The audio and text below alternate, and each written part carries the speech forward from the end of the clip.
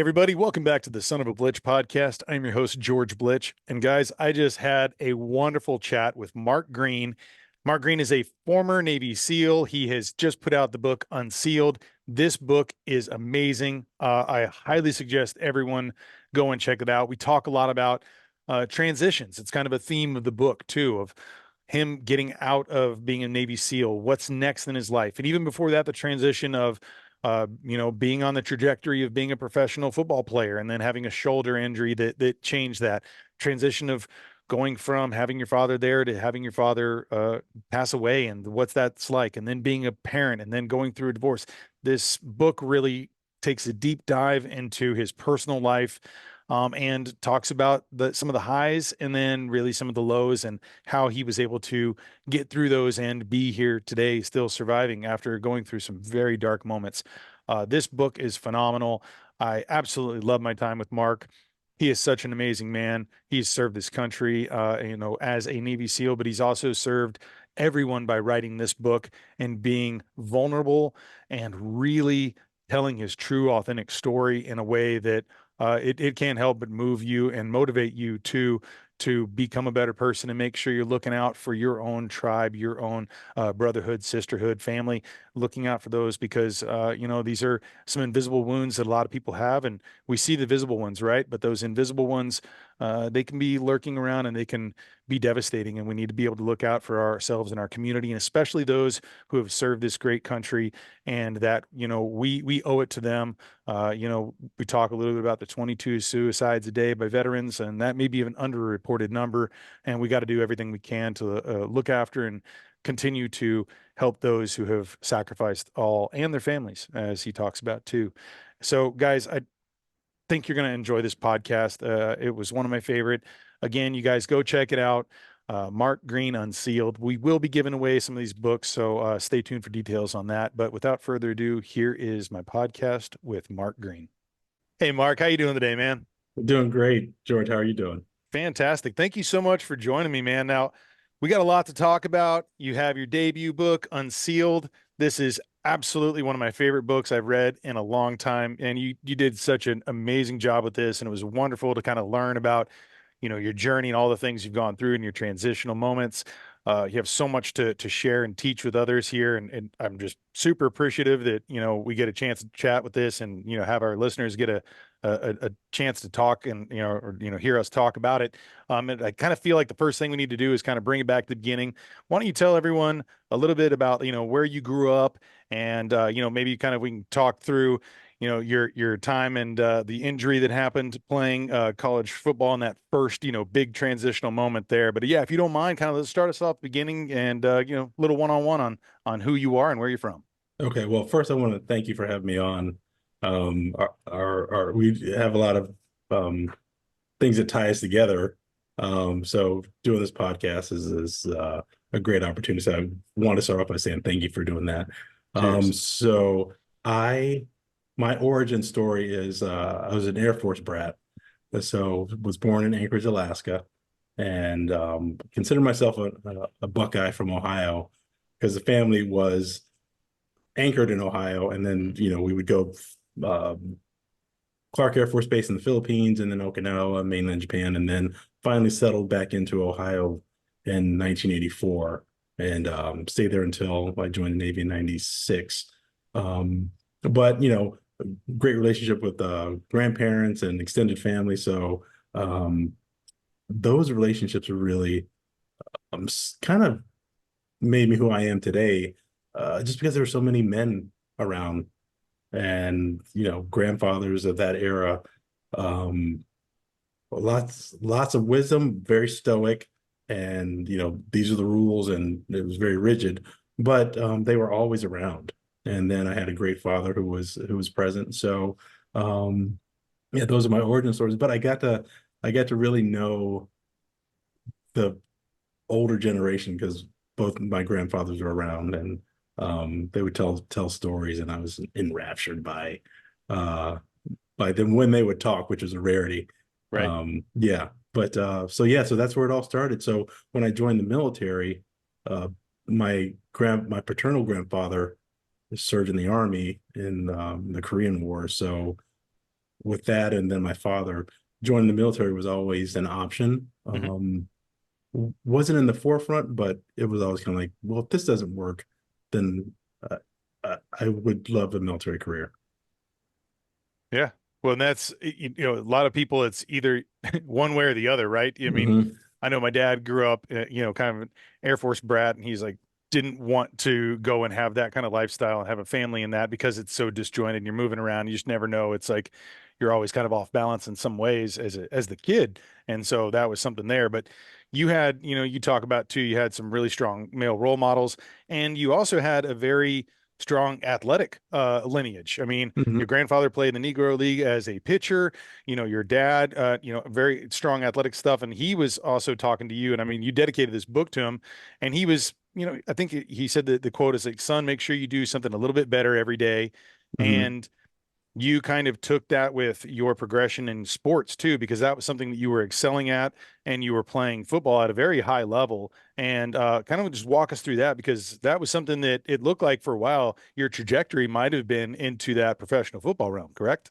Yeah, yeah. So, we didn't grow up wealthy, and my dad was like, you're going to college, but you only have a couple options. It's uh through sports or through sports. So, so at 9, played for the Mad River Tomahawks in Dayton, Ohio. I was in 4th grade, and I was getting ready to go to my first practice. And my dad looks down and was like, "Hey, we don't greens don't quit. Once we start something, your team's relying on you. So if you're on the bench or if you're starting, once you start something, you're not quitting it." And I was like, "Yeah, yeah, Pop." And he stops me, kneels down, looks me straight in the eyes, like, "I don't think you understand what I just said. Once you start something, you don't quit." I was like, "Okay, yes, sir."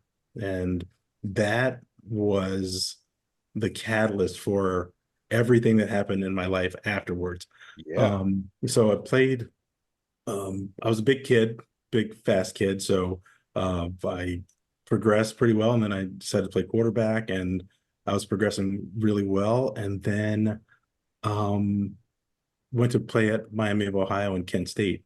But the year before I went to play at Miami, I got to work out with Randall Cunningham, who back in the Nice. day, He was the Randall man. Cunningham, yeah, yeah, he was the man. Yeah. He started off he was one of the few black quarterbacks other Yep. than Warren Moon.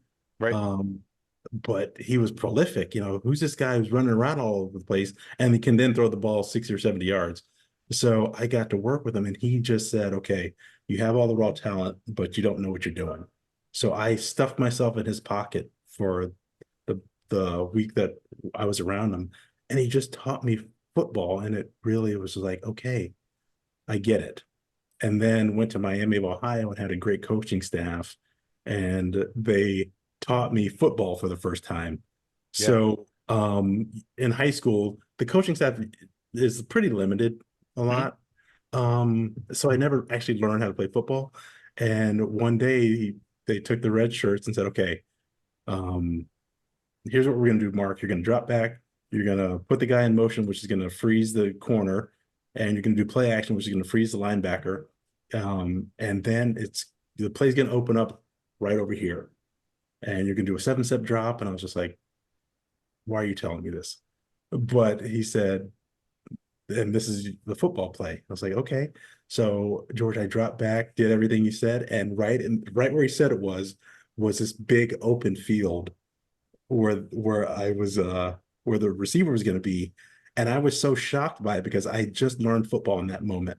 I've been playing since I was 9, and at 18 I was just like, I just learned football.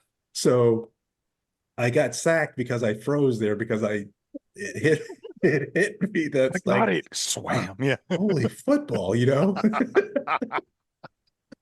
And a guy named Mark Staten just cleaned my clock, but I learned football at that moment. So I was like, okay, I get it now. And then I went to Kent State, transferred to Kent State, and just the coaching staff was different. The atmospherics were different. And I wasn't thriving at the same level, but I was still progressing. But then took a really horrific shoulder injury. After a touchdown, the guy was getting yelled at by the coaching staff. So he's like, "Well, I'm gonna go hit that hit that kid who's embarrassed me and wasn't paying attention and hit me square in my shoulder from the back and completely destroyed my throwing shoulder. And this is So after the play. This is after the no play, play going on, yep, right? This is just yeah, his retaliation of yep, anger and frustration, right? yep, and hit me right in the shoulder. And I saw the video of it later, and you could tell the shoulder was done. Um, Did you have any immediate repairs? Because I know later on, and we'll talk about it too. You had some shoulder surgeries, mhm. right before you left your time in the SEALs. But what was that then? Was it just you were in pain and you couldn't throw, or were you actually having a surgery and it was like you were sidelined? And then, how is it you knew that was it in that time and sense for, college football? I couldn't lift my arm past shoulder height. And so I went to the doc and he's like, okay, this thing's going to heal up in a couple years, or we can, cut you open from basically your top of your shoulder down to your rib cage, do the repair, and you might get stuff back. But it's like, this thing will heal. It's just torn up pretty good right now. So I was like, you know what? I don't want to have a major surgery at such a young age. So I was like, you know what? I'll just go ahead. Football career is over. I get it. Um, and then my friend Jeff was in the room with me. He's like, Mark, don't worry about it. We're gonna go be Navy SEALs next. And I was like, what are you talking about? And he showed me this video, Be Someone Special. This is on And VHS, yeah? VHS, yeah, Uh-huh. beta was just, Yeah. phased out. So we had VHS. And he showed me this video, and I was just like, oh, and That's I it. was absolutely like, I was like, okay, this is this is weird, but I love it. And the attrition rate at 80%, even just was like, okay, I get to be somebody special. My mom had already said, son, you're going to be great one day. And I was like, this is it. So, but at the same time, I was supposed to not quit because I started college. Right. So I was just kind of going through the motions, and football was no longer an option. So, I eventually flunked out of college and was working at Blockbuster Video. And one day, it was 2 consecutive days it started. A friend of mine, Jason, who I went to high school with, came into the store and looked at me, and I was embarrassed because I was working at Blockbuster, and he's like, "What are you doing working at Blockbuster? You were supposed to be X, Y, and Z. You were supposed to do all this great stuff." And it was clear. It was just like, "Come on, man." So Jason left, and the next day, some gentleman. Do you remember that movie Clerks? Yeah, yeah. Okay. Remember the scene where this guy comes up with something obscure? Do you remember this one scene about this one movie? And the guy's like, "Yeah, I know that movie." Well, Yep. I was that guy. So this Yeah. gentleman walks in and says, he looked like Morris Day. He's like in a pimp suit and everything. So he walks up and says, "Hey man, do you know this movie about this one girl? She turns into an alien and just starts eating dudes." I was just like, and he's like, "Yeah, yeah, it's Speckies." And I'm just like, "Sir, do you mean species?" He's like, "Yeah." That's the one. And so so at that point I was like, I can't. Name So tag off, yeah, please. so I joined the Navy the next day. I went down to the recruiter's office and said, okay, I'm going to be a SEAL, and what do I need to do? And they happily signed me up. That was in June, and 4 weeks later, on July 17th, I was in Great Lakes, first day of boot camp. And even though Navy boot camp wasn't hard per se, it was still a transition point. So, you're getting yelled at, which in sports you're getting yelled at all the time. But it was a challenge for the first couple of days. But a week later, we get to explore Navy jobs, and the SEAL motivator came in and he's like, all right, here's a video I want you to watch. And it had been years, 5 years since I'd seen the first time I'd seen the Be Someone Special video. I had to watch it 1,000 times. Sure. But when I watched it again, the same inferno that was sparked back then lit up again. I was like, okay, this is what we're doing. And took the test the first time. And George, I'd never done pull-ups before.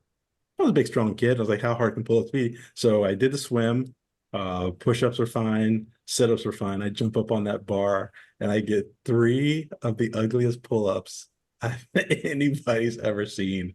And it was a good wake-up call because I was like, I'm not ready.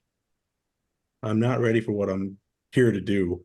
So every night, I would sneak in after lights out. I would sneak into the bathroom and just practice pull-ups because I was But on a timeline now because and I had four. you were wrapping, this was like metal cutting, like this wasn't Yeah, yeah. it wasn't a pull-up bar. You had to like No, wrap it with towels to make yeah, sure, and you were doing this in the dead of night so no one else knew. But you right. had a time where you had to go, and then it was 10 pull-ups you had to complete in perfect form, was it? Or 8 or something? It was eight, but the Okay, goal was to get from where I was to right. 10, So how long did you have to work on that? 4 weeks. Okay, 4 weeks. Got it. Yeah. So each night, and I didn't put it together, but each night, if a student gets up, you have somebody on watch, and they would say student got up at 10 o'clock and was in the bath. And so there was a log of it. So, um, so the second test is coming up. So I got up to 10, but I'm like, well, I'm at 10, but this is in a vacuum. I haven't done all the other stuff. So Right before, yeah, because you have to do all the other tests yeah, yeah, leading up to that, right? So your yeah. body's going to be fatigued, right? Yep. Everything's to failure. So you have to do your push-ups until you can't do anymore. Got it. So I'm like, I got 10, but I did the math in my head. I was like, eight's going to be hard. But I took a break the day before and repeat. So did the swim, got better on the swim, did better on push-ups, did better on everything. And then I got to the pull-ups and 1, 2, 3, 4 strong, right?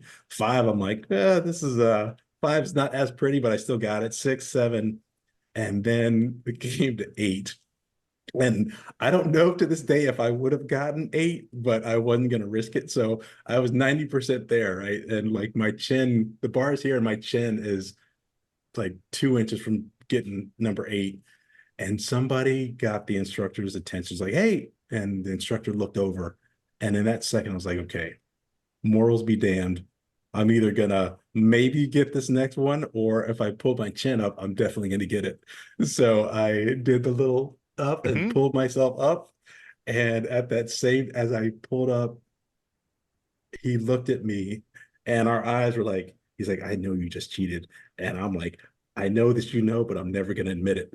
So Because you had another guy, there's another guy who called out 8. He's like yeah, counting, so he's like yep, he's done it, and then yep. Because he was okay, behind me, so he didn't see. okay, gotcha. Now I see the room. I see it. Yeah, yeah. So he didn't see the extracurriculars that I took, the extra measures that I took. So he counted out 8, and the instructor's like, you bastard.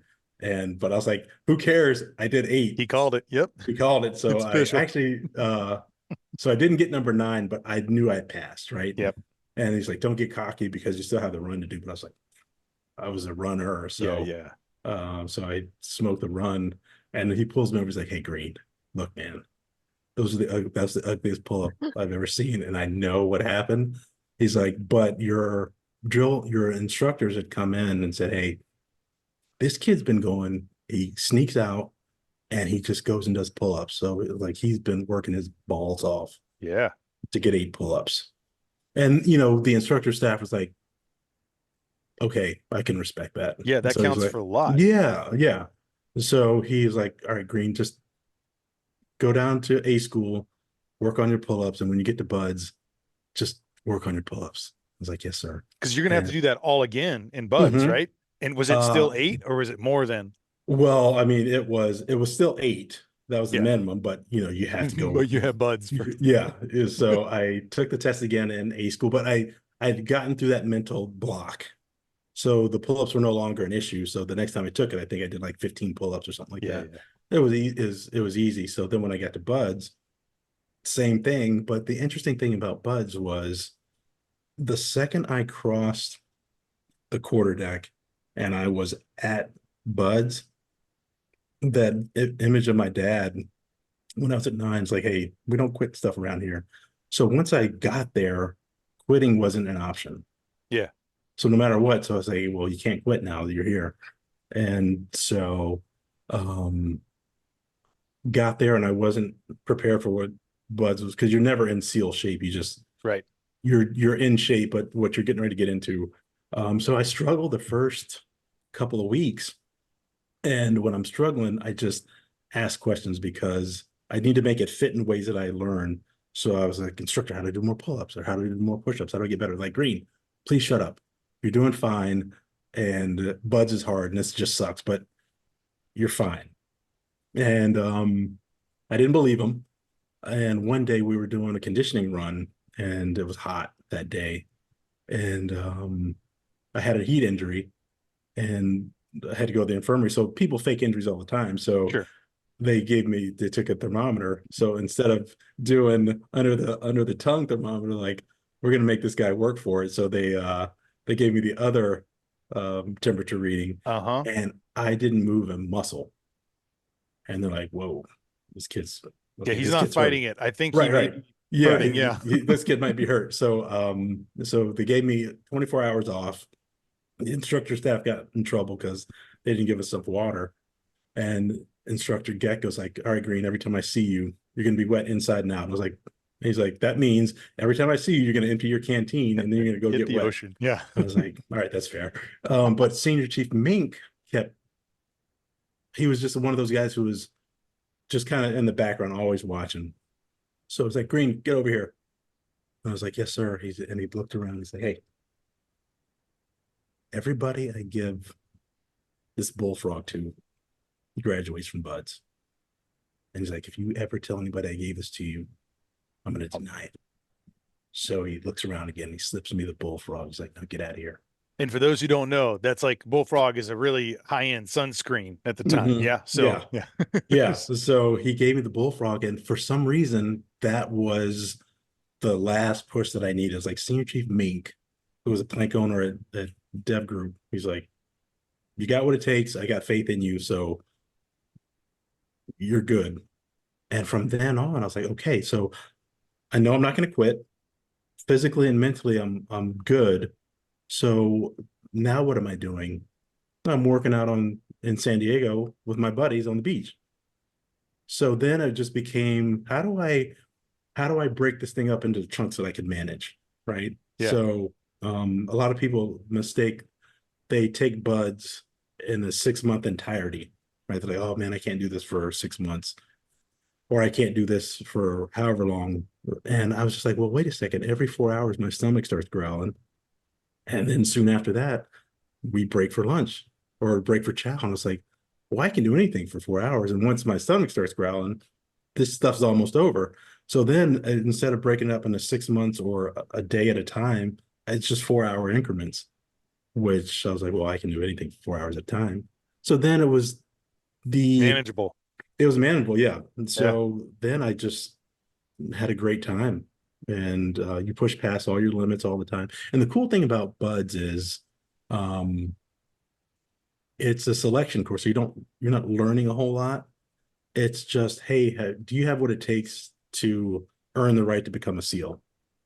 And so turns out that I did, and I was able to thrive in that environment. And at the end of it, 166 of us started, and 18 of us graduated. So, I had earned the right to go on to the next level of trying to become a SEAL. So it was an awesome experience. But one of the things that was kind of a life changer was when I was going through Hell Week. It's 120 hours, starts on Sunday, ends on Friday, and they schedule 3 hours of sleep. But after it was over, I looked at one of my instructors like, "Hey, instructor, I'm having a rough, I'm trying to figure something out." He's like, "Yeah, Greene, what's up?" I was like, "I don't feel any different." I was like, I thought I was going to open up my shirt. There's going to be an S on it. A cape's going to appear and I could just, fly around all over the place. Yeah. And he's like, well, buds is not for you. Like whatever your life looked like before, you've been a SEAL your whole life. Hmm. Buds is to weed out the people who aren't SEALs. Right. And I was like, huh, okay. So I've always been this awesome. He's just like, yes. Don't let it get to your head, Mark. He was like, Right. yes. Yeah. But So yeah. he's like, get out of here. So then I was like, okay, this is what for whatever reason, this is what I was supposed to do.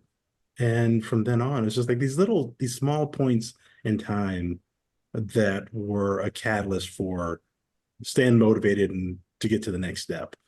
And that's pretty much been the story of my life, is that right when I needed it, somebody showed up and was like, "Hey, you're stalling a little bit, but you're on the right path. So, you know, keep going." You talked about a story too where it was one of these moments that was kind of a catalyst of you finally understood when someone what it means to like be true to your word. And Hmm. I was wondering, and forgive me for the timeline because I can't really remember. Was that during Hell Week where you guys had done this race, and then if you can kind of set that up, I know you know what I'm talking about, but Yeah, like yeah. if you could talk about that story too, because that was a very pivotal moment where you kind of were like, aha, I get this Mhm. to this other level. So yeah, was that during Hell Week? And then if it wasn't, even if you can just pivot into that, I'd love to hear Yeah. that story. So Thursday of Hell Week, you do what's called Around the World, Hmm. and it takes about 12 hours. And, we were boat crew number one, biggest, strongest guys, and we were just getting our butts kicked by everybody. So the instructors have like, what in the hell is going on? You are our guys, right? You guys are getting your butts kicked. So he's like, all right, if you guys win Around the World, then you guys get to sleep until the last boat crew comes in. We're just like, all right. So we took off, right? That's all we needed. And we were beating everybody. And we finish up, and I'm spooning up with a guy named Tim, 6'4", 250 pounds of heat. This dude he was just a furnace, right? Right. And so we're all snuggled up under the boat, and I hear instructor Geck is like, "Greene, get over here," and bad word, bad word, bad Yeah. word. So I Yeah. get up, and he's like, "Hey, what's the rule? Get it wet inside and out." And it was the Luke Skywalker, Darth Vader moment, right? So I look at the water, and I look at Instructor Gecka, look back at the water, look at him again. I was like, absolutely not. He's like, what did you just say? And I went into a full-blown temper tantrum, like stomping my feet, like, you told me that we get to sleep, and damn it, I'm going to sleep. And the instructor staff was like, okay, I've never seen this before. What's happening? So the Everyone chief, starts coming in. Yeah. yeah, they're like, what in the world's going on? And Chief shows up, and I was like, Chief shows up, you've done everything wrong. He's like, what, Greene, what the hell's going on around here? And again, I was like, well, he told me I get to go to sleep, and I'm not. He's just like, I was asleep, and he woke me up, something to something to that effect. And Chief was like, well, Mike, is that what you told him? He's like, yeah, Chief, that's what I told him. He's like, well, hey man, this is the SEAL teams. We keep our word around here. Greene, go back to bed. And in the moment, I hadn't slept for days. And Right. then he's just like, I was like, well, we keep our word around here. That means something. But in the meantime, I was like, Tim, I'm on my way back. Save me a spot. Yeah. Yeah. But, that was such a great moment because I learned what the teams were all about. Like in the midst of all the chaos of whatever you're doing, there's a code and honor around here that you keep your word around here, no matter what.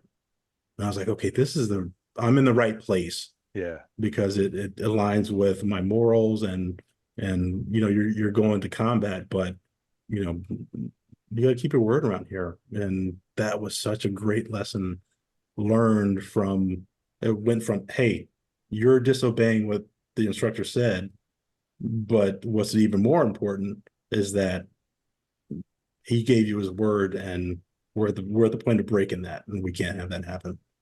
So it's just like, okay, yeah, all right, I'm in the right spot.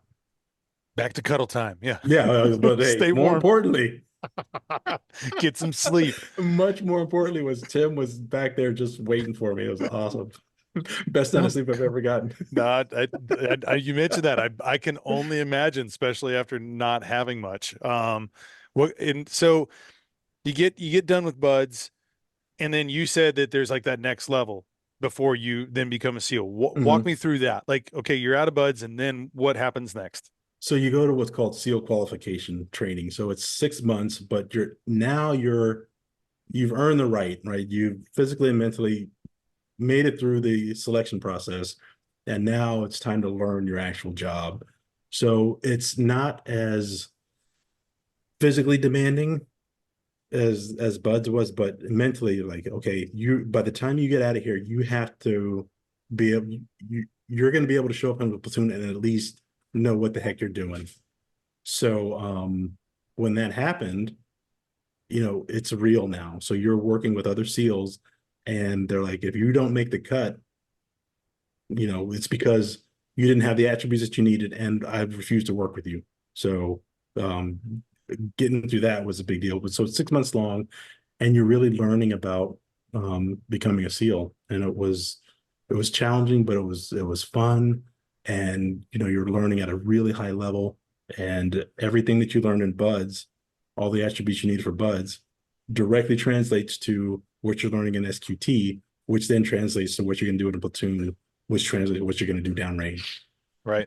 So, but yeah, it was a fantastic experience.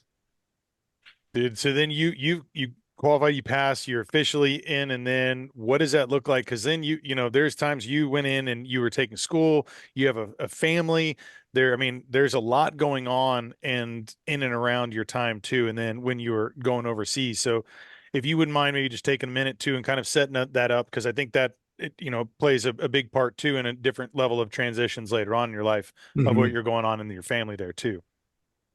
So yeah, so you're trying to manage everything, right? And then you feel like you're falling behind, and then all of a sudden you throw uh, a kid's on the way, and you're still having to learn, and then you're looking forward to deploying for the first time. So all that stuff comes in, and is you have to figure it out, and you have to manage it, and then you have to try to be great at everything, mainly your job. But for me, I took that challenge as like, okay, I need to be a great SEAL. I need to be a great husband. I need to be a great father. And, you have to make sacrifices at that point. So instead of, working, staying after hours and connecting with the guys, it's like, hey guys, my daughter's got I got a kid to take care of. And the Yeah. guys were like, hey man, I get it. So they were, the SEAL teams are very supportive, and that if you're not doing something productive at work, do it, be away from work. So that really gave me some time to adjust to one, being a parent to a daughter.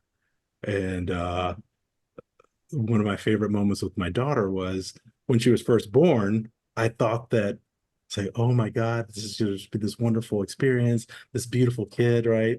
So she shows up, and I'm just like, oh God, put it back. It's just an atrocious looking thing. But a couple hours later, she was beautiful, right? Right, right. Clean it up, right? Yeah, yeah. So we go home, and then all of a sudden you realize you're not useful in this situation because she doesn't need you. She needs her mom for everything. And every time you try to pick her up, you have this beard and it's scruffy, and it scratches her. So for about 2 months, I was just kind of like, well, this sucks because this parenting thing's not. I'm not doing anything.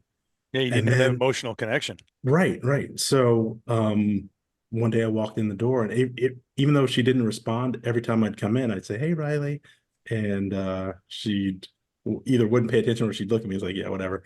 But one day, I think she was 2 months old, 2 or 3 months old, and I walked in the door and said, "Hey, Riley," and she looked at me and smiled, and I was like, "Oh, she must have to fart or something." So, I needed to go back out to the car, came back and did the same thing and said, "Hey, Riley." And she looked at me again and smiled. I was like, "Wait a second." So I did it the third time, and she looked at me again and smiled. And I was like, she knows who I am. And that's when the floodgates open. I was just like, she's amazing. She's beautiful. She's wonderful. All the things that you expect to be as a parent. Once the connection was made, it was just like, best thing ever. Yeah, So, but then it became really challenging to focus so much on your SEAL job because you have this even more important job to do at home. Um, so I learned a lot, but that was a big transition point too, because, you have to, meet expectations in two different places that are equally important. sure. You're so, but it was great. I had 4 kids, and each experience was the same. Just seeing how atrocious they look at first, and then but then how great they are, once life happens. Yeah. So yeah, they were great. So when you were talking about those times where you're you know at the daytime you're in training, like are there particular set hours that you're here on base and then you're going home, or I mean maybe you're still living on base with the family, but the idea of like that separation too, or is there multiple days you're here training and then you're going there? Like what does that look like before that first deployment as far as like that kind of transitional timeline of balancing that? Well, they set it up. It's pretty much set up like a workup. So you're some days you're training local, and then some days for really important blocks like land warfare or something, Mhm. you go out to the desert for 3 weeks. So you don't have any contact at home. So diving was local, some of the shooting stuff was local, but then we would go out to the mountains and do some shooting stuff, and then we go out to the desert to do land warfare. So they really did a great job of setting it up as if this is what your workup's going to look like. Yep. You're going to be home sometimes, and then you're going to be away for weeks at a time or months at a time. So, um, you just had to figure out. So they usually started off at 8 o'clock, 7:30, 8 o'clock. You do your 2 hour PT in the morning, and then you get after learning, your job. But it was really cool because a lot of the things you were doing, I was a poor kid from Ohio, all of a sudden you're learning special operations, at the highest level. And you're like, wow, this is awesome. And but then you go home exhausted, but then you're energized when you see your kid. Right, right. And yeah, so but you never really get a break. So after a couple months, you're like 6 months of training, like, oof, all right, I've learned my SEAL stuff, and I'm kind of pretty good as a dad. And then the workup starts and it just ramps up higher. And so, but you get the basics. It's really just you learn the basics. And if something happened, you are effective in a platoon on the battlefield. But you're the last resort because you know the least. Yeah. Yeah. Now, when but prior to that first deployment, and I'm just trying to thread this timeline too. Was that when you were approached and quote unquote invited to sniper school, or was this after a series of deployments and then you came back and then that opportunity arose? No, this is after my first deployment. Okay, so then So where was your first deployment?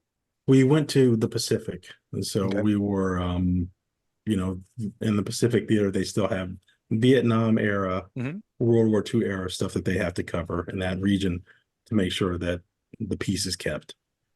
So we would do, exercise, but we're always prepping for a phone call happens and, you guys got to go to work.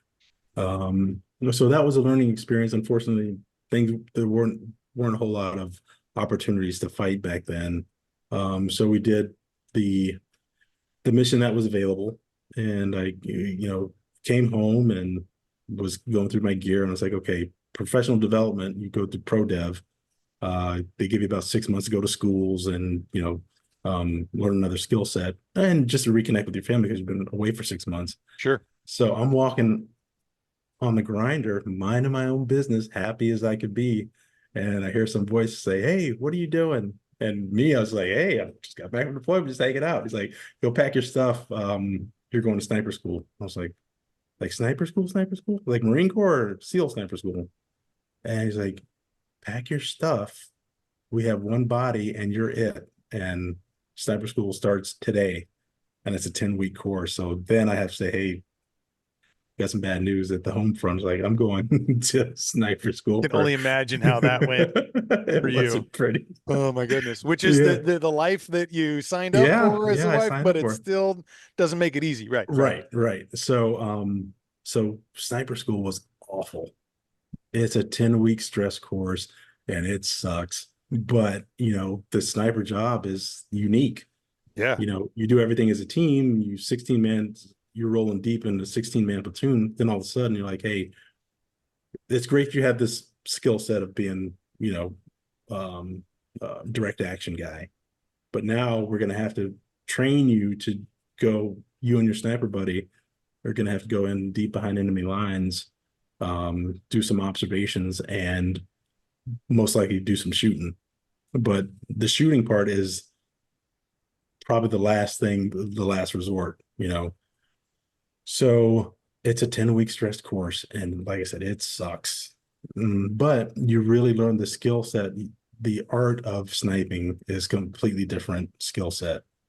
And it's got to be as challenging it is because, you know, when you get dropped off, you have to be your own fighting force. You have to know the radios, you have to know the weapon systems, you have to know land navigation. And then let's say you have to take a shot, you also have to know how to, you only get one shot usually. Yeah. So they're training you like, hey, dude, this guy's 500, 800 yards away. What's the wind doing? What's the You got spin one job. drift? What's the Yep. ballistics? Yeah, Yep. all of it. Yeah. Yeah. So it's got to be as arduous as it is because For a it's reason. a skill set that you could change the tone of a battle with well-placed shots Yeah. or getting deep behind enemy lines where you're not expected, getting intel that it's hard to get and it's in real time. So but the understanding of that was clear. But again, the way I work, I was like, I don't understand this very important job that I now have to do. So I bugged the crap out of the instructor staff. And like before in Buzz, they're like, Green, just go away. Um, so it was basically the same way. I was like, well, so how do I take this shot, or how do I do this, or how do I get better at this? Because the way I process things, like, what's my deficiency and how do I close that gap? So it was like, how do I do this better? How do I do this? And I was just bugging the instructor staff and finally like, go away. That's an order. I was like, all right. But made it through the shooting portion, but did not make it through the stalking portion, which is the sneaking around stuff, which is really important. And the reason I didn't do well on that one because they didn't teach you what to do. They was like, here's how you make your gun, and here's the target. Do all these different skill sets, and you're graded for grades the next day. And I didn't understand the concept of it. So, for me, learning that way, I just don't learn very well that way. But the second time I went through, graduated, and it was fine. But the best gift that I was ever given was I got to go teach sniper school for a year. Right. And that was awesome because everything I didn't, I all the lessons I learned that I had as a student that I was like, man, I wish this could be better. That taught it completely different on the East Coast. And it was, hey, we're gonna teach you step by step as if you're a child, and then we're gonna let you go, and then you're gonna start getting graded. So I just spent all the time with my students. I answered every question, um, be it 2 in the morning or after hours. It's like, you got a question, I'm here. And the coolest thing was for my students to fire me. And so it was, you know, you're very hands-on for the first probably 4 to 5 weeks. And then they're starting to figure it out. And then you get on the stalking field, and then they're in their infancy again. And but one day the light bulb comes on. You can tell Yeah. when it comes on. And one day they just look at you and say, hey, Mark, I got it. Best day ever, because I've just been fired because I've done my job well enough for them to say, Mark, you've done what you're supposed to do and teach me this thing. Now I need to take the next step and learn on my own. And so they fired me, and it was the best day ever. To watch the light bulb come on was so rewarding. Well, and you talk about too the idea of like leadership and when you became an officer and then having your platoon and how that most important thing is like when people stop asking questions and they stop coming to you, then that's when you failed as a leader. Because if you Yeah. can be there, but that other advancement of being a leader is whenever they don't need it anymore because you've imparted your knowledge and that they're Mhm. picking it up on their own or they're taking that to that next level of whatever it is they're doing on their trajectory. But I think that's a huge, you those kind of examples that you talked about of leadership.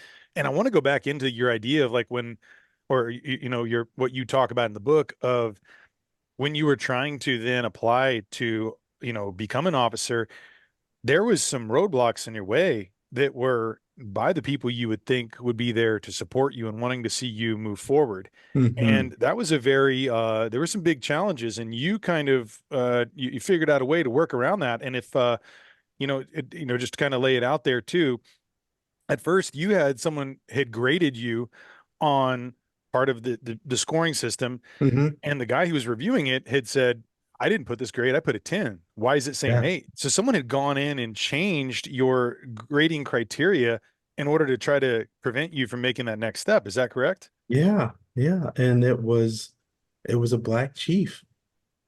And, everybody who had supported me, I mean, let's not kid around. There are very few black SEALs. Right. Not because it's not inclusive. It's just, it's culturally, you can't take a kid who's never seen a pool before, let alone the ocean, and say, hey, I know you never swam before, but you're gonna do 2 mile swims in the ocean with sharks and stuff, and you know, just culturally it didn't fit. Hey, I'll go to the army, or I'll go to the Marines, or go to the Air Force. But to do to drop a black kid into that environment, it's not that the capability is not there. It's just the exposure to the environment's not there. So, but everybody in the SEAL teams was so supportive. So when they heard that I was going to apply to be an officer, they were, hey, how can I help? Yeah. And I was like, this is awesome. So the gentleman who I had my board with, who did my interviews, they all gave me 10 out of 10. It's like, hey, Mark, you did a great job. So then you take it to the admin person who's not from the SEAL community, and he had just had some animosity, smiled to my face, but then, package is all done, and it's time to submit. And I go to the chief, and I didn't know that Rosie gave me a 10. But you have to take it back to your interviewers, and they have to review it. Right. So, if I hadn't taken it back to Rosie, the commander who had written it, and he hadn't picked it up, he's like, if you didn't bring this back to me and I didn't review it, it would have gone up as an 8 out of 10, and they would have said, yeah, he's not qualified. So, and the chief knew that that 1 8 would torpedo my whole officer career. Well, and that wasn't even the only setback. Then there was the idea of sending the package in for official review. And was that the same chief who was a part of that? Is a different person, It right? was I was in San Diego for that event, but then I was in Virginia here at the sniper school, and meeting with the guy there. I just didn't have a good feeling, and I was like, hey, sir, OCS package is coming up, and I need you to mail this out for me. And there was something about that what I'd learned from my other experience. I'm like, something's just not quite right. And so I would go in every couple of weeks and, hey, sir, did you mail off the package? Oh, Green, yeah, we got plenty of time. But he would not let me access my package. So he was on leave, and I went to the other admin and was like, hey, I need to put something in my package. He grabbed it for me. So I made a copy of it, the entire thing, put the original back, and mailed off the copy in time. So I get my package sent off, and he comes back from leave, and I was like, hey, sir, did you get my package sent off? And he's like, oh man, I missed the date. I was on leave. And I was like, yeah, I figured. So I made a copy of the package and mailed it off, and it was received on time. And instead of him being like, oh man, great for taking care of your own career, he was like, he was mad because I went around his back and did his job for him, and then called him out on it. And he was pissed. And I was so shocked that there were people out there who went out of their way to torpedo your career and make sure that you don't succeed. And an old master chief had said, he's like, hey, Mark, be careful when you go to be an officer, because it's a different set of rules. So I thought it would be from my officer peers, and it was not that. It was people who were supposed to look out for me, and they chose to torpedo me twice. Well, It was amazing. that just what you had to overcome to be able to the internal struggles of this organization that you had thought was this, total, brotherhood and this family too, to have that from the inside, I'm sure must have been very painful, but it also it seems like the way that you have always adapted, overcome, you just kind of realized, okay, this is what I have to do to get this Hmm. shit plugged in and make sure it's turned in on time and your own accountability of yourself. And I was wondering, do you think that he was more pissed that you kind of jumped the shark there and kind of went over his head, or do you think that he did not want you to succeed? He definitely didn't want Okay, me to succeed. got it. Yeah, Got it. but the redeeming part of it was not internal to the SEAL teams. Yep. It was somebody who was an outsider, for lack of a better term. So it was like, well, at least my brothers in the SEAL teams didn't stop this from happening. Yeah. Yeah.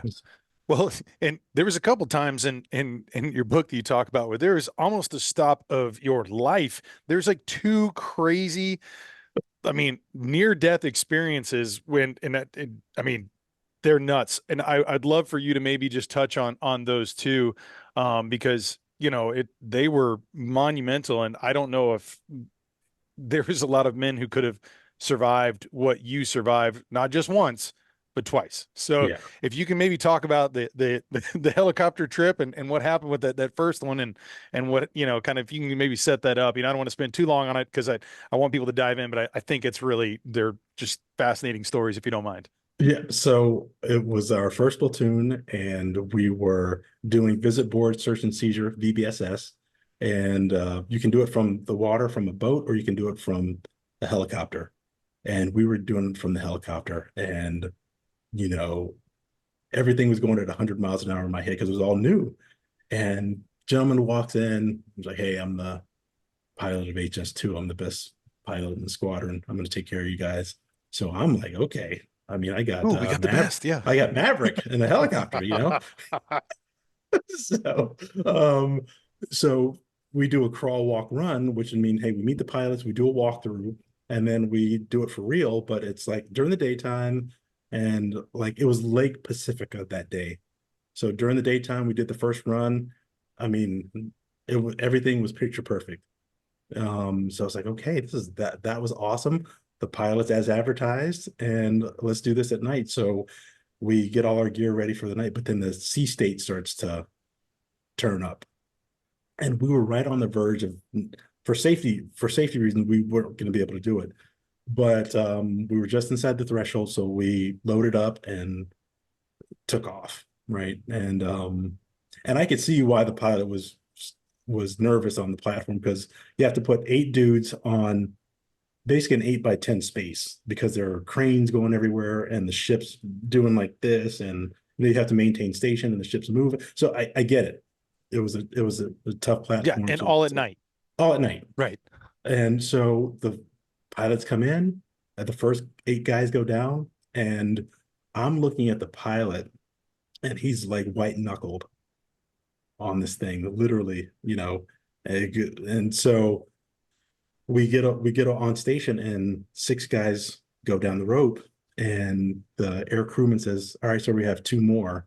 The pilot thought he said no more, and 7th guy goes down, and I'm going down full speed, and all of a sudden the helicopter's taking off, No, and I'm like, Maverick, no. yeah, I'm just like, where's the ship going? so, so I'm going down full speed, and your hands are your brakes. Right.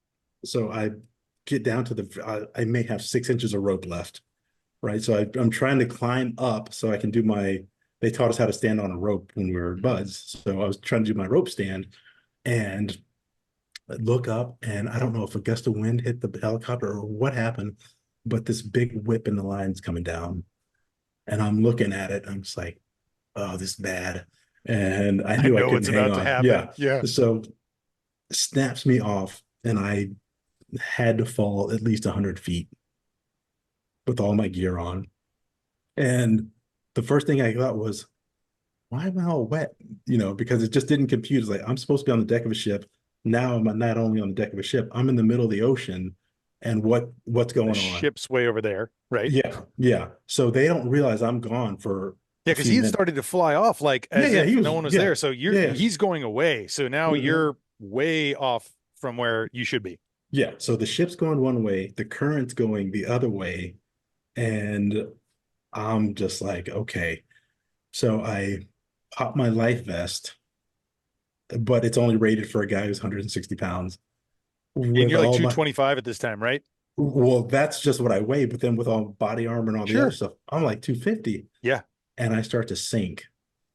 I'm like, oh, this is bad. So then I turn on my strobe light and I hear this disgusting zzz, zzz, zzz, and it's Ah, shorted out and the ship's still going away and but they realize I'm gone, right? Um, but the waves are so big that I'm sucking down a bunch of salt water. right. So I'm like, okay, I got to survive. So I turned away, and then I just started floating out to sea. And the most disgusting sound I've ever heard was they do rescue in a figure eight. So the helicopter does a Yep. figure eight. So I was on the outside of the figure eight. Ooh. And the worst thing I'd ever heard was the helicopter. I could see it, but I was invisible. Hmm. And the worst sound I'd ever heard was the helicopter flying away, heading back the other way. Then I knew So, they couldn't see me. but then at this time, you got Mhm. equipment failure, but Yep. then you had the wherewithal because you talk about like how, and I think it's part of the training too, but maybe it's part of who you are as well, of this idea of like this never give up, this attitude that your dad put in play, and this ethos of who it is to be a green. But then you also got your formal training. You were surprisingly calm, and you said you went and took the next thing, which was getting an old headlamp, right? I had a whole old headlamp that I always carried a bunch of stuff, and my teammates always made fun of me. It's like, oh, nobody uses that stuff. But I packed it anyway. Two is one Eh, and one is none, right? Right. So I start the panic process because I'm sinking. Yeah, And then I remember the safety briefs like, hey, this is a great white breeding ground where we are of course. in between Catalina Island. Just stay between calm, right? yeah, hey. So between Catalina, California and San Clemente Island, this corridor is a great white breeding ground. And I'm flapping around like, oh, the sharks are like, well, something just arrived for lunch. So let me go check that Right. out. So I'm like, okay, you have to stay calm. All right. Figure this out, calm down. So I stop and I'm trying to get my bearings, but I don't have a compass. So if I start swimming north, then I'm just going to swim up to Alaska or south down to Mexico. So it's like, I don't know where I'm going. So I get my fins on and I'm getting ready to put my fins on and just start swimming. Um, and one of the guys in the platoon had happened to steal a one of the Gen 1 night vision scopes. This is John, right? John, yeah. Yeah. And I happened to put my headlamp back on just for the mere fact that somebody might see it before I hype out and die and drown. And all of a sudden I hear the helicopter again. I was like, well, it sounds like it's getting closer. So let me turn back around. And so a few minutes later, the helicopter, you know, I see the helicopter and they see me. And I'm just like, oh, there's no way that they found me. And the rescue swimmer jumps in and they have a script like, hey, we're here to get you out. And, he's going through a script. And I'm like, hey, man, I get it. Can you just get me out of the water? He's like, oh, yeah, yeah, yeah, man, no problem. And now we're just having a conversation, and he puts the ring around me and hoists me up.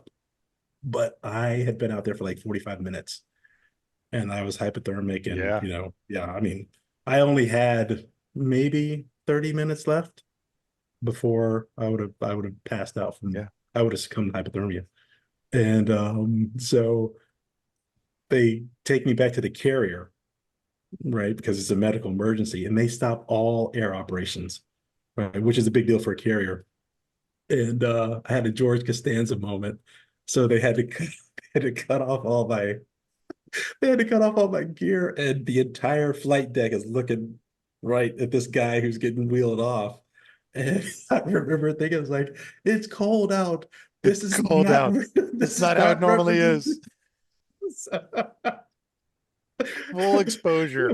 Yeah, so I'm like, They're like, oh this man, guy's not faking it. We've given yeah, them the thermometer. Now yeah, he's stripped naked and everyone's yeah. what? Oh my God. Just, this is not representative, but No. so so they get me into the to medical and get me heated up, and then all of a sudden these two gentlemen walk in, and I didn't have a filter back, I was young. And so gentleman walks in and is like, son, what happened? I was like, well, that shitty pilot, whoever he was, put me in the drink and I almost died out there. And everybody in medical was like, uh-oh. And then the gentleman's like, okay, son, you take care. And Corman comes up, I was like, who is that? It's like, that was the pilot. I was like, huh, all right. So I'm sure that pilot's like, I hate that Mark Greene. I hate that Bob Barker. That son of a. So yeah, but I mean, all the training that they put you through is for a reason. Second phase pool comp or Hell Week or whatever, you know, survival stuff in the water. You're so comfortable in the water that you think through every problem. And so when the oh shit happened, it happens to everybody. Yeah. It's just how long do you stay in that state? Yeah. And I stayed in that state for like 3 seconds and like, all right, what do I got? Like, Adapt, okay, so overcome. What do we yeah. do? Right. Well, and So you talk about it on your second one too, like as if that wasn't experience enough, and just kind of said too, you get knocked over, you're now underwater, but you kind of got sucked in this training mission, and now you're getting vacuumed out, and because you have no idea which way's up at this point too, right? And how did well, that? How did that? so we're September 11th. It happened. This is our second deployment. September 11th happened. We're on the USS Germantown heading towards Jakarta, Indonesia, because um the fear was the population was going to overthrow the embassy. That's right. Yeah, So yeah. we're steaming down to Jakarta and we're prepping for the MEO that we're getting ready to do. We're going to evacuate members of the embassy. So we're getting our boats out and all this stuff, and they flood the well deck and then they can launch ships that way, ships and boats from the main amphib. So we're isolated from the crew because the captain of the ship's like, you fools are not polluting my sailors with all your SEAL stuff, right? so finally we emerge and we're training for our stuff, and everybody's on the fantails like, oh, the SEALs are out. So one of the young guys is hot dogging for the crowd, and he's missing the back of the ship for us to recover on. And we're all like, hey, stupid. And he finally corrects. And we're maybe 5-10 feet away from um, recovering on the deck of the ship. Well, I fall over the side into the water and I get caught in the prop wash. So I go from the surface to 30 feet like that, almost instantly. And all of a sudden, only way I knew it was up because I could see some sunlight, Okay. and it felt like these hands were just pushing me down. So I couldn't move. I was trying to go up to the surface, but then I was like, well, you can't go to the surface because you're under the props. Right. So as calm as I've ever been, like I'm sitting in the seat right now, I lean back like this, sit in my underwater chair, and I was like, I'm so mad. I'm so mad right now. I don't want to die like this. Yeah. Damn it. So I refuse to die on that one. Yeah. So Been here but before. it's the calmest I've ever been, I think. And I'm just like, okay, try to swim up. So I try to swim up. Hands are still pushing me down. And I look down at my life vest because if I pop my life vest, I'm light enough to world to shoot me to the surface at this Yeah. point. So I'm like, well, if I pop my life vest, then I could get caught in the props. So don't pull your life vest yet. So I just sit back in my seat. I was like, okay, I'm gonna try this one more time. So I try to swim up again, nothing. And I'm like, give it a little bit more time. And if you don't get to go up, if you're still getting held down, then go ahead and pop your life. And I'm having this conversation in my head. So then I start to swim up and I'm starting to make headway. So finally I make it to the surface. The ship is hundreds of yards away. and all of a sudden I pop up. The platoon thought I was dead. Yeah. The ship got overboard, and like, yeah, this kid's, yeah, he's in the middle of the Pacific, dead. Because this And isn't I 20 seconds. This is like 2 minutes. minutes. Yeah, yeah. I was under there for a few minutes. And uh, they see me pop up and get in the boats, and they come and grab me. And one of my friends, Ryan's like, "Hey, man, you might need to reconsider this whole You water could thing." cut this shit out. Yeah. So, so yeah, so that was, but that was my two of my. I have a third one I haven't talked. It'll be in the next book probably. Oh, good. That was a Yeah, question. I was wondering if you're going to continue this awesome path.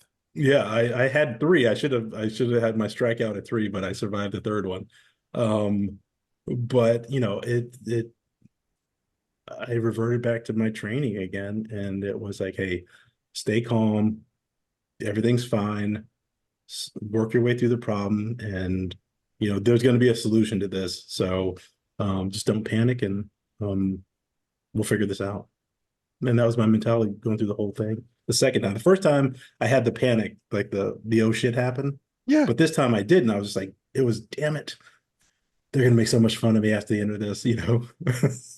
So, but yeah, it was the training is so hard, and the selection process is so arduous for a reason, Yeah. because stuff like Gotta this get the, happens. gotta get the best of the And best, yeah, strongest mentally, physically, yeah, everything. yep. Well, and I hadn't said this yet, but thank you for your service and for all that you've done on behalf of our country and you and your brotherhood, man. It's incredible.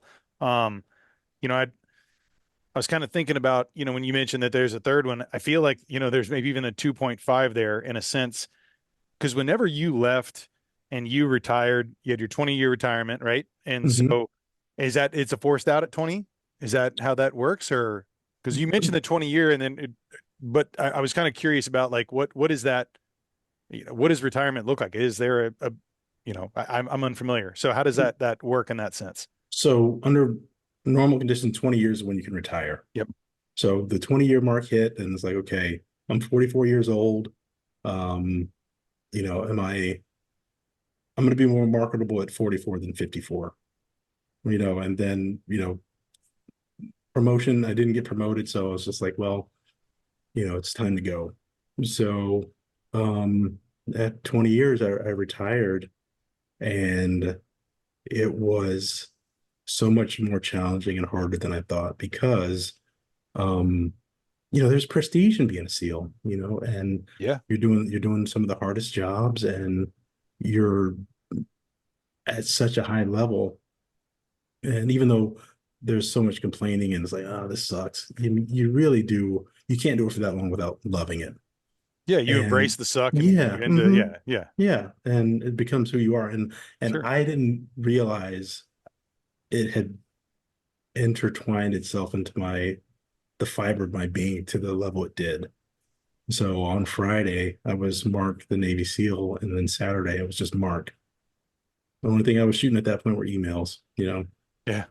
and it was like, what just happened? So, and that SEAL locker room was gone forever. Right. You're never going to recreate it. And that's the first time I realized I was tolerated but not welcome in the SEAL community anymore. Not because I wasn't welcome anymore, but they're still in the churn. They're still in the grind. They're still working towards a workup and then going deploying and fighting.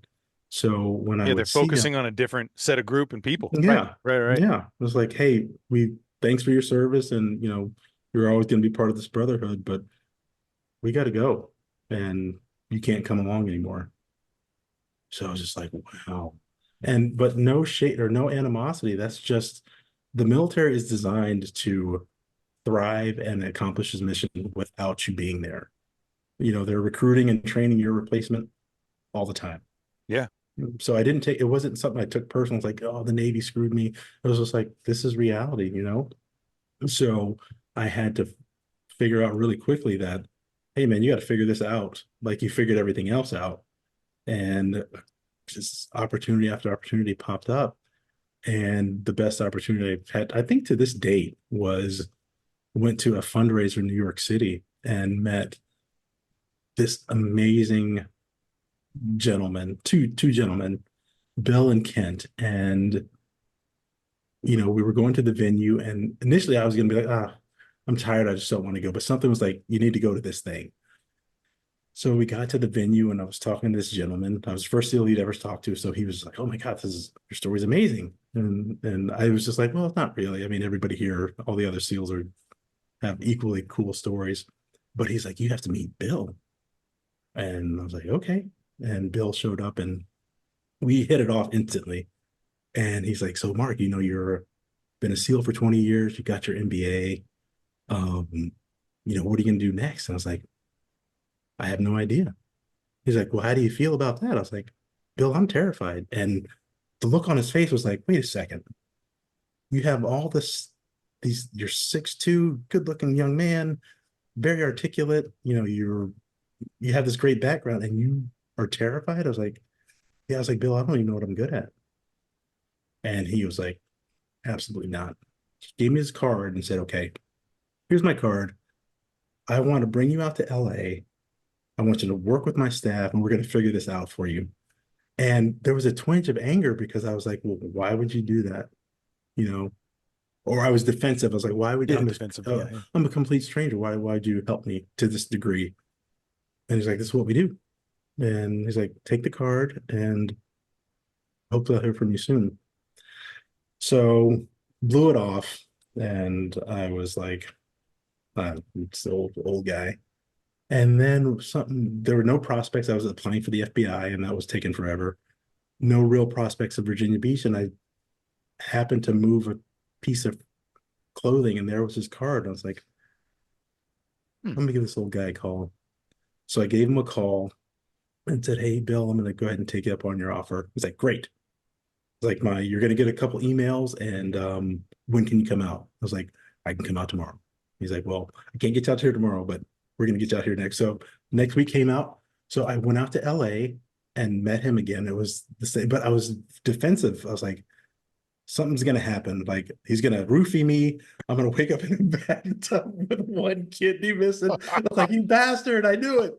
So that was my All mentality. this and now, yeah. And now one kidney. So, but he was gracious and introduced me to all of his friends and said, "This is my guy, and let's get him taken care of." So I just learned what I was good at and how it translated my skill set from the military, how it translated into the business world.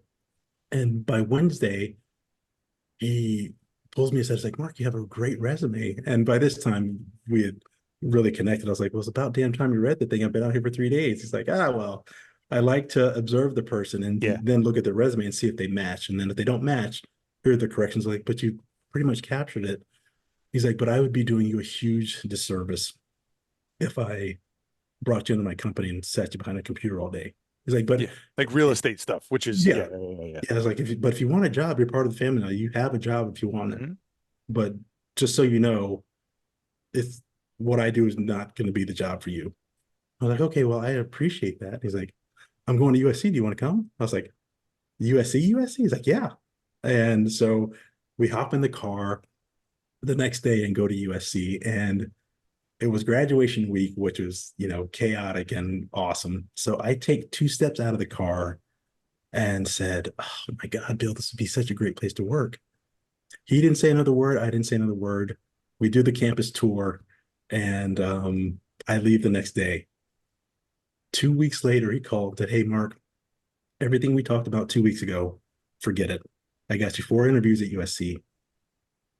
And I was like, "Okay." I was like, "What am I interviewing for?" He's like, "Oh, don't worry about it. Just don't suck." And he hung up Like, the phone.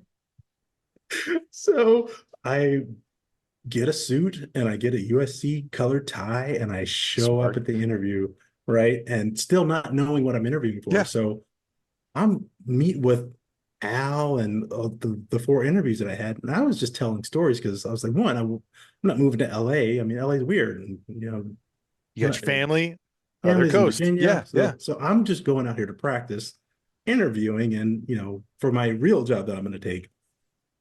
So Al said, "Hey, Mark, when you're done with the other interviews, come on back." I was like, "Okay, Al." Just so I come back and he said, so what's it going to take to get you out of USC? And in my ignorance, I was like, what do you mean? In my head, I was saying that, but then I was like, holy crap, this is a job This is offer. the job offer, right? Yeah. Yeah. So I throw out a number that I think's astronomical. I was like 150,000. And I'm kind of smug because I'm like, I know he's gonna kick me out of this office. Because I expect him to say, you little punk, get out of my office. Yeah. And I dropped 150 on him. He's like, okay, yeah, no problem. I was like, ah, shit. Should have gone 250. Yeah. No, it wasn't. I should have gone 250. I was like, I didn't expect him to say yes. Sure, sure. So then I was like, oh, well, my wife at the time is an audiologist, and there are no jobs out here. I didn't research it, but he gets on the phone and say, hey, USC Medical Center. I'm like, damn, of course they have their own medical center. He's like, hey, I've got a guy I want to hire. Do you have a position for his wife? I'm like, yeah, Al, whatever you need, man, we got you. Hangs up the phone. I was like, well, I have 3 kids and the schools out here suck. And, I don't even know where to live. So I don't even know what schools to take him to. Picks up the phone again. It's like, hey, I got a guy I want to hire. Do you still have those 3 scholarships floating around for at least a year until he figures it out? Yeah, Al, no problem. Hangs up the phone. He's like, are we good? I'm like, apparently we're good. So all of a sudden, I have this job that's going to be 150 a year, right? Who cares what the job is? I'm on this awesome campus. Your So wife a job, you got the yeah, scholarships, everything's like, perfect. yeah. And if you stay at USC for 2 years, your kids go to USC for free. And it costs 300 grand, right? at least. Yeah. Yeah, for 4 years. I Yeah. was like, okay, that's $1.2 million that I don't have to times 3. Right. So I'm just like, hey babe, guess what? We're moving to LA and you have a job and all this stuff. And she's like, yeah, I'm not going. And I'm like, okay. Completely confused because in my mind, I was like, this is a very binary thing. Like I can either put food on the table and support the family or not. And there's no prospects in Virginia. So I really didn't understand. So then I called Bill and said, hey Bill, hey, I'm not going to be able to take the job offer. I'm going to call Al and let him know. So he's like, well, what's the problem? It's like, well, wife's not, she's not happy about moving. He's like, well, how about this?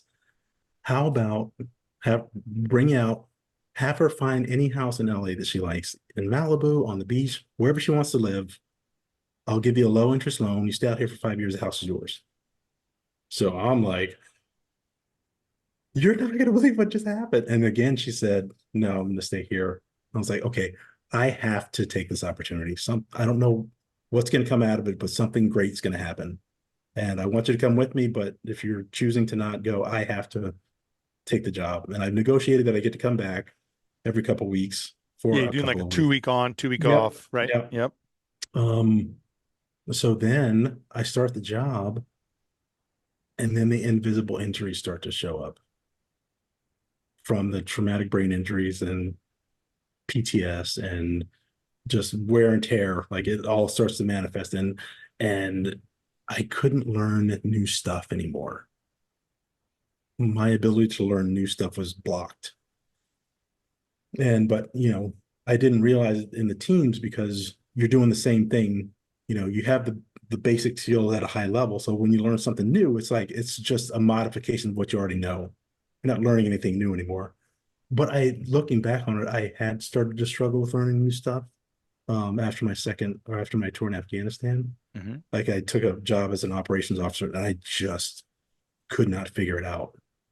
But I just thought it's because, I'm just not good at this job. Well, looking back on it, I had, after going to NICO, they did a brain scan and I had a bunch of TBI related lesions so they could see them. So that kind of solved that initial problem when I was in the military, but I didn't understand how it translated to what I was going through now that it had gotten quiet. Like I didn't have that locker room anymore. I didn't have that support system. So now I'm just by myself in LA learning a new job in a new city, and I'm not really good at any one thing, and I can't learn anything new now. You're missing the crap out of your kids when you're not Yeah, there, just right? yeah, All of it, yeah, and all of it. yeah, and the spiral started slow, but then it started to pick up because Um, the marriage didn't survive. So now I'm not good at my job, still trying to figure out the new city, commuting back and forth, and all can't learn anything new. And then all of a sudden I start to feel like a burden. And then it's like, well, if I'm not doing any one good thing, what should I do now? What all seals do, we just pile on more stuff. So I said, I have a great idea. I'm going to apply for grad school at USC. Put more on my shoulders. Yes. Yeah. So, Uh-huh. so, so then it was like, again, I started grad school, but then I wasn't good at the other stuff yet. So I had this one more thing because once I started, like my dad said, I couldn't quit. Yep. So I was committed to this grad school, and I sucked at everything. And one day I'm just like, I feel like a burden. So I think life would be better if I just wasn't around anymore. It was an option, right? And I had this really wonderful friend out there who unfortunately had an attempt on her life herself. So she called me out of the blue one day. She's like, "Hey, are you all right?" And I was like, "No, actually, I'm not doing well at all." And I said, "Hey, I have guns in the house. Could you just come over and grab them and just get them out of the house so it's not even an option?" And before she hung up, she said, we all love you around here, and we think the world of you, and um, this is just a hiccup." And she's like, we just think you're valuable still. And that thing resonated. It's like, okay, I'm not a burden. This is just, and in my mind, I had so much to live for. But in that moment, I was just like, once that snowball started, it started to get bigger. And so it takes about, she lived in Hollywood and I lived in Pasadena. So shortest amount of time is 30 minutes, right? So she hopped in the car and I took a walk that I knew would take about 30 minutes. Perfect timing. I'm coming back to the apartment. She's pulling in, just gives me a big old hug and hand her the guns. And she's like, "Okay, I'll see you tomorrow." And at that point, I'm like, okay, I'm gonna be okay. But she helped um make sure that that was gonna happen, that I couldn't hurt myself Yeah. that night. And once the next day showed up and I was able to process stuff, I was like, okay, you still have a ton to live for. And that was just a hiccup. But thank God she called when she did, because I wasn't going to call anybody. I didn't Right. even call my best friend Ryan. Right. Right. Yeah. Who So, you've lifelong friends and yeah. share everything, but Yep. you were down in a deep spot. Yep. And I was going to suffer in silence like always.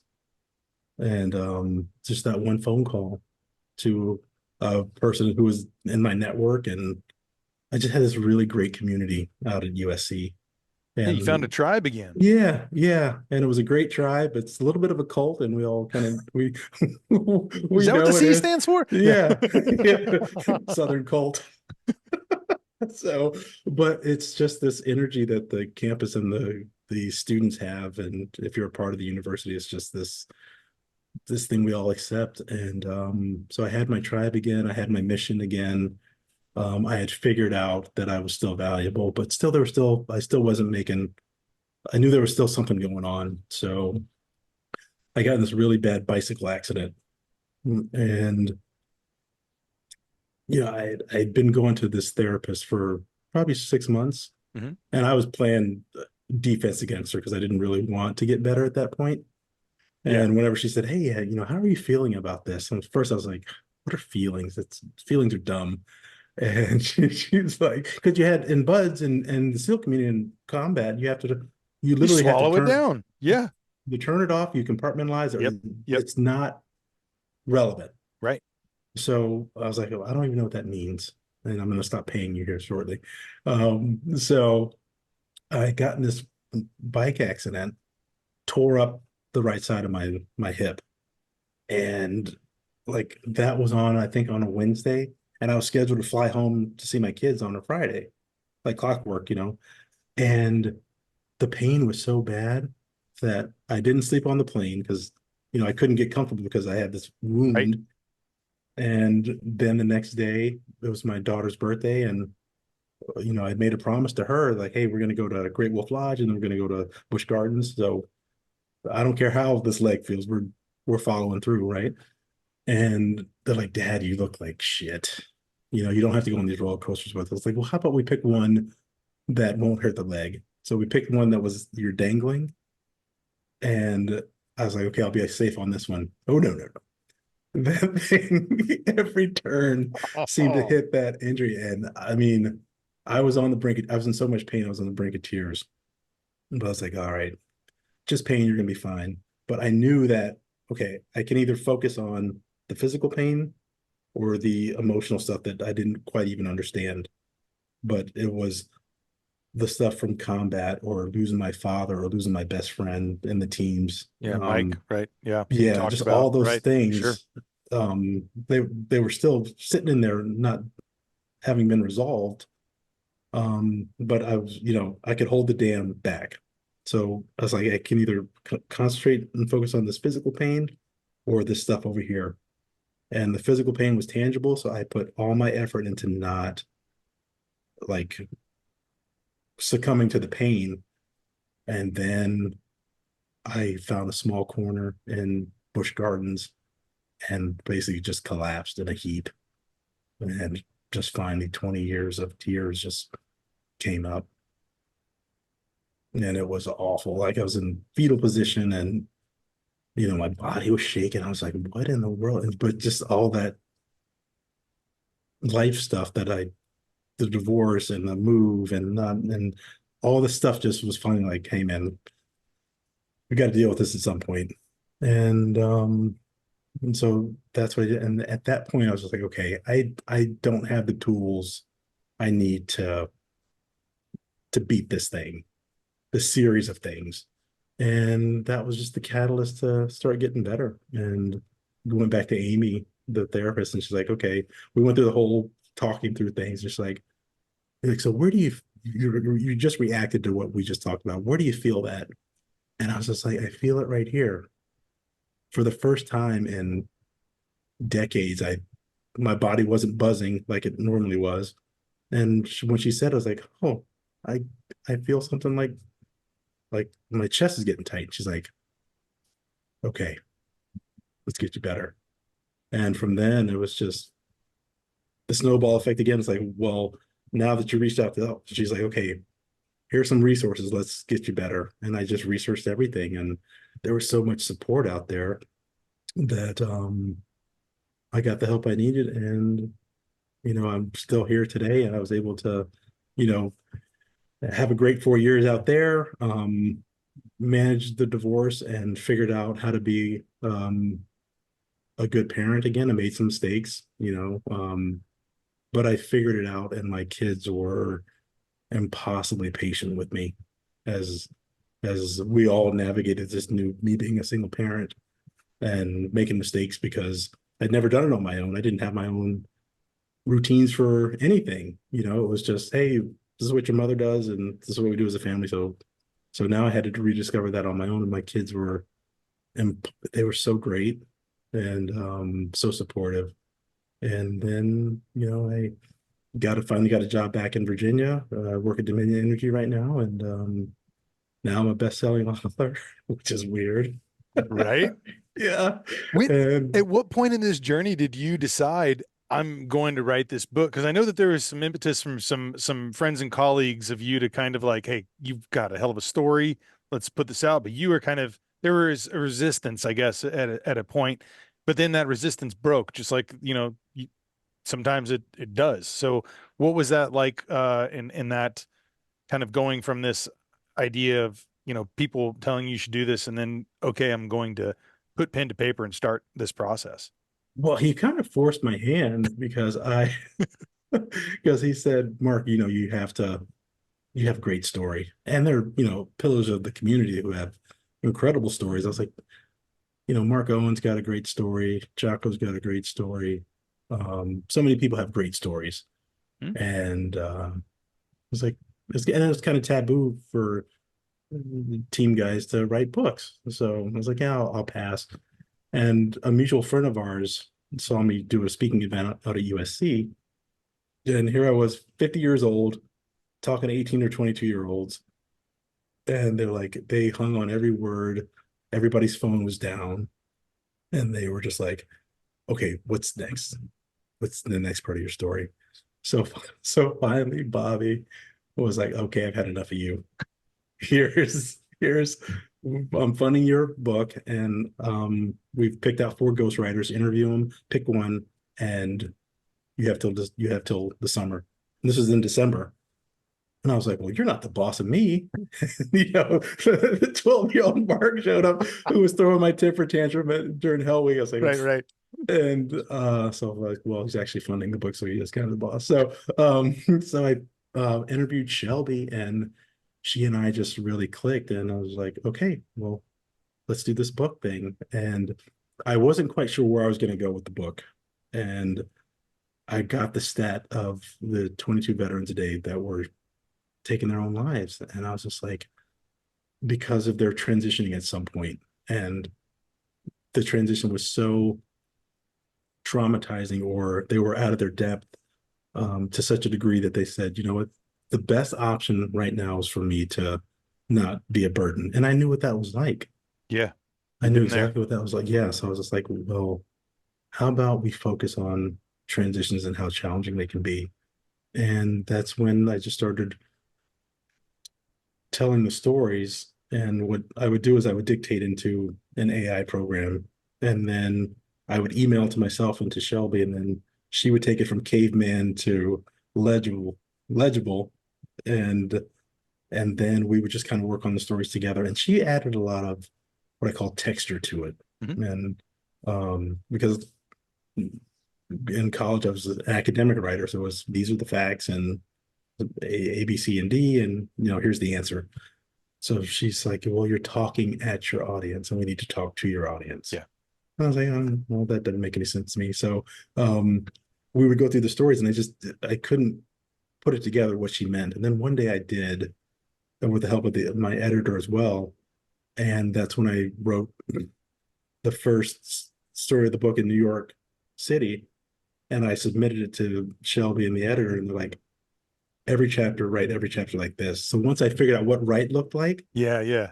now I was like, okay, I get it now. So we Got the took the blueprint. shell, yeah. So we took the shell of the book, and I just really added the emotional stuff to it. And um, here's what things looked like, or here's what things smelled like, and here's what I was experiencing internally. Um, and then the book just ended up writing itself. And I wanted to write it in a way that my dad would be proud of it, because my dad, passed away at a very young age. He was 52. And I was 31 or 32 when he died. So writing this book, I really had a theme. I was like, hey, make sure dad is proud of this book. And so when I finished it and read through it, I was like, he'd be proud of this one. You would. And then I also wrote, it's like, well, I have to write it for my kids too, because hopefully my kids will read it, and it'll fill in the blanks that I couldn't fill in as their Right. dad telling stories. And I just wanted them to be proud of it. So and then I came up with the 6 pillars, because I was like, what does transition look like? And for me, I was like, I went through this part, and I'm an introvert, and but I couldn't articulate it. And then one night again, I couldn't sleep, and I was like, okay, I got it. And that's when I wrote the 6 pillars of my transition, which is isolation, indulgence, cocooning, emergence, grief, and resolution. And in the book, I highlight what each of those things mean to me. And like I said, I'm an introvert, so it may not look the same to somebody who's not an introvert, but it hopefully at least gives a framework, or a catalyst for, okay, I understand what this means. And even though I may not need to isolate, I'm gonna probably engorge myself on information. And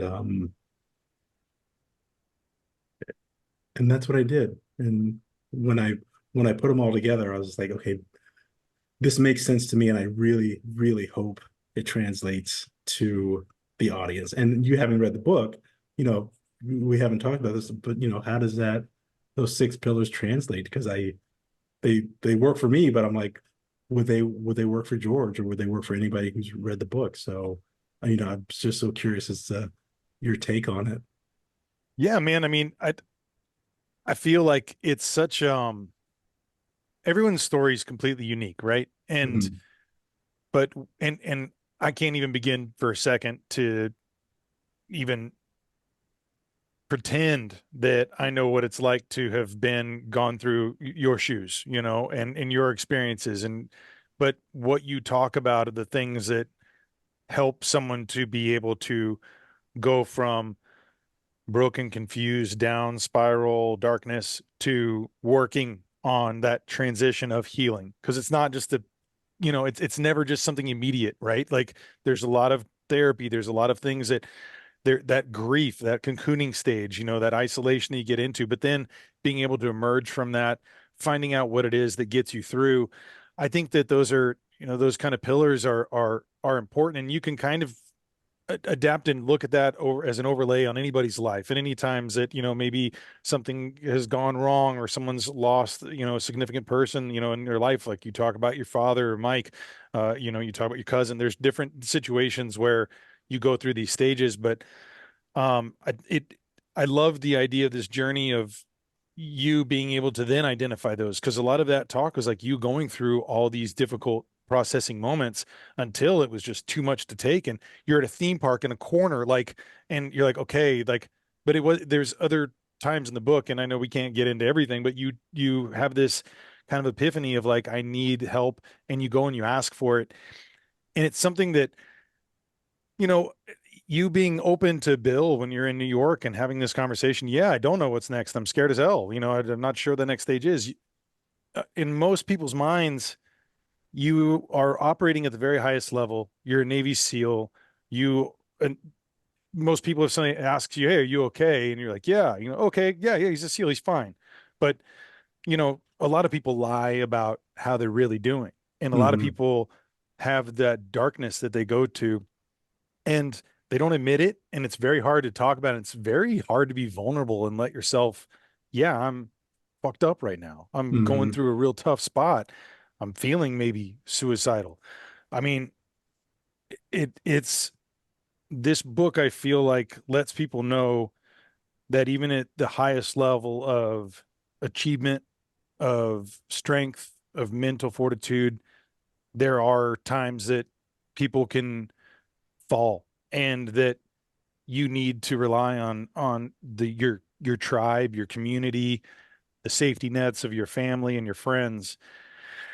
And it was a phone call from somebody who had gone through that too, that just happened to be that day to call you to see how you're doing, that you Mhm. were very honest about it, like, I'm not okay. And Yeah. I love that you kind of, I think, allow others to maybe look inside their own struggles to realize that it's okay to have it be a little messy. It's okay to realize maybe you're weak, but it's not weak, I don't think, to be vulnerable. I think it's a strength to, Yeah.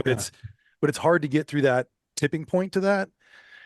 And I look at these kinds of things like, if and I'm sure you think about this too. If your book, if someone opens this and one person can make the difference of getting out of that darkness, it's more than, surpassed its importance and goals. But I think it's going to be a transitional thing for a lot of people, and a blueprint for people to follow with these six pillars. And I think um, I'm just so damn grateful that you put this out, man. I mean, this book is phenomenal, Mark. You really have left a mark, and no pun intended, on this world of really not only all the amazing service you've done for our country, but the service you've done for people in general by sharing your story and your struggles. I'm just I'm indebted in gratefulness to you for this. I mean, I won this book in a contest online, and it's helped to change my life too, and how I see things, and fuels me on wanting to give back and to help, spread your word, and anything I can do to help, get this out to another, level of audience. So that's what your book's done for me, man. It's really Man, given me some hope. yeah, and I wrote it because people who are athletes, thousands and thousands of hours towards that goal of going to the next level. Yeah. And, you're going to be retired at some point, or you're not good enough to make it to the next level. And those thousands of hours you put into it, now what? That's a transition point, right? Or losing a family member or becoming a parent.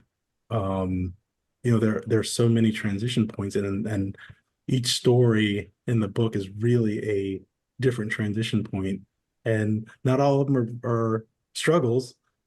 Some of them are fun, like being a parent and teaching my son how to ride a bike was, One of the best chapters, huh? yeah, that was my favorite one to write. Yeah. Or with my grandfather trying to teach me baseball. I'm like, ugh, yeah, pass. So, all those things are transition points, and there's a lot of hope in the book. And it's just a raw, hey, this is good, bad, and ugly, and it's an open invitation for you to say, um, hey, I can connect with this, or you know, if you're in a family, or no matter what you're going through, especially in the military, your family also transitions. It's not just the service member. The kid transitions, your Oh spouse yeah. transitions, the dog transitions. So if a spouse or a significant other reads it and says, "Hey, I read this story and this looks exactly like what you're going through," or a kid reads it and says, "Mom, Dad, this looks like what you're going through. Go ahead and either read this chapter or read the book or something." So that was the goal, and that's what I really hope to achieve with the book. It's just, hey, this is a starting point to getting better on whatever your journey is, and however long it takes. Because I realized that as I was getting out of the military, my individual muscles to accomplish things had atrophied, right? Because I'd done things as a team for decades, Sure. and all of a sudden you retire and you're now, if you're in a family, your team is significantly smaller, but you have to reconnect with those muscles again. And um, sometimes it's challenging, and sometimes it's inspiring, and sometimes it's downright hard. But you'll get there because you have all the skills you need. You just need to reconnect with them in some way.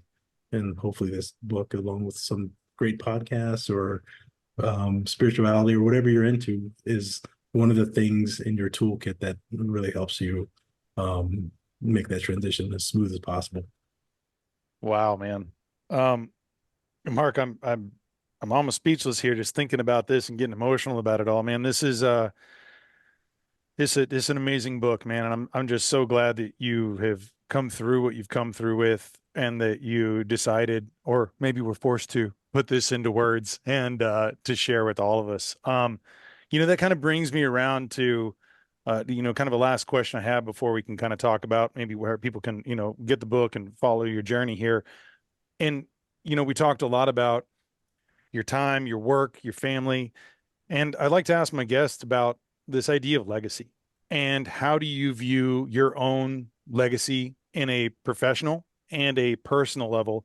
And, I know there's a lot of different ways you might go with that, but, is that something that you kind of think about in a lot, and maybe through the process of writing this book? And how do you kind of view that legacy and what it is you hope to be remembered for and by through, at the end?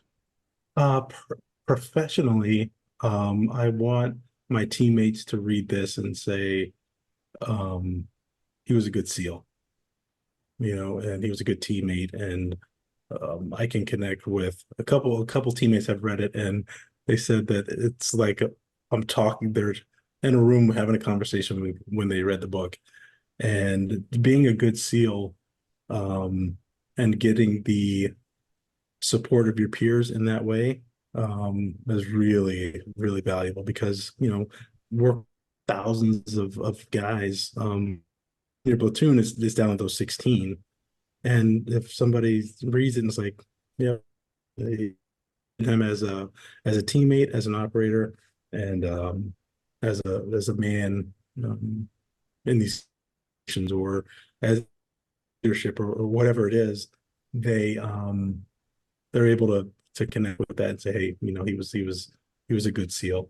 And then as far as personally, like I said, I wanted my dad to read it and be proud of it, and my grandfather, and but mostly my kids. I want them to read this like, ah, I remember that story, or you're such a goofy dad, or all the things that the nuances that they know about me. I want them to be proud of it too, and they can pick it up with pride and say, yeah, that's my dad. He laughs at his own jokes a little too much or whatever, but this is my guy. And yeah, so that's the takeaway I'd love to have for it. And with my teammates, I was able to leave that legacy that to the last day that I interacted with them, they still came to me with their problems, which was a sign of a good leader, which I learned early on. So Yeah. yeah, it's just been a great experience. It's been a great unexpected journey, like so many of them are, and it's been incredibly rewarding. And I get to come on great podcasts like yours and meet, you know, I would have never met you. But I can tell that after this we're gonna stay in contact. Oh yeah. And I've just this book has brought about so many great second and third order effects that I don't even know yet. Yeah. But something good's coming, and now I'm ready for it. Dude, phenomenal. Well, something good is going to be coming to people's, mailboxes soon because I know that everyone who's listening to this, if they don't already have a copy, they're going to. Where can they find out about this? Where can they find out more about your journey? Give them your website, your handles, and how they can go ahead and get a copy of Unsealed. Okay, so on the website, it's themarkgreen.com, and you can purchase the book there. You can learn a little bit more about me as a person, but then we can book speaking events. But on my social medias, it's all markgreen.com on Facebook, Instagram. I think I'm too old for TikTok, but I had to get my, I think I had to do the TikToks. Yeah, you got to get them all, right? Yeah, yeah. And then on Instagram. So the support since we first started this journey has been phenomenal. We went from almost zero to 4,500 followers and on Instagram, and it's just really been a really cool journey. So those are, and you can get the book also on Amazon. If you get it on Amazon, I would just ask if you leave a review because Yeah. that pushes it up in the algorithm, and really get the book out to more people who might want to read it. Absolutely. Well, and speaking of that too, we'll figure this out whether, I'm buying a handful of these, but I want to go ahead and do a giveaway of some of these books. Maybe we can get some signed copies from you. And again, we'll sort that out, but I want to make sure that listeners have a chance. We can do like a little giveaway or something. And again, we'll announce the details, but I definitely want to get some into our listeners' hands because this book, it can be life-changing, man. And it can really, I think, be a blueprint for people who need to maybe be able to work on their transitions. And if nothing else, it's a wonderful story of a wonderful man who served this country, who loves his family, and is trying to do something better and have every day be better. And just like your dad told you to do that, you've been doing that, man. And I just want to thank you for coming on here, sharing your story, being vulnerable, writing this book, and being able to, again, all the things you've done for this great country and you're continuing to do by putting out your words and your message. And Mark, it's been an honor and a pleasure to have you on here.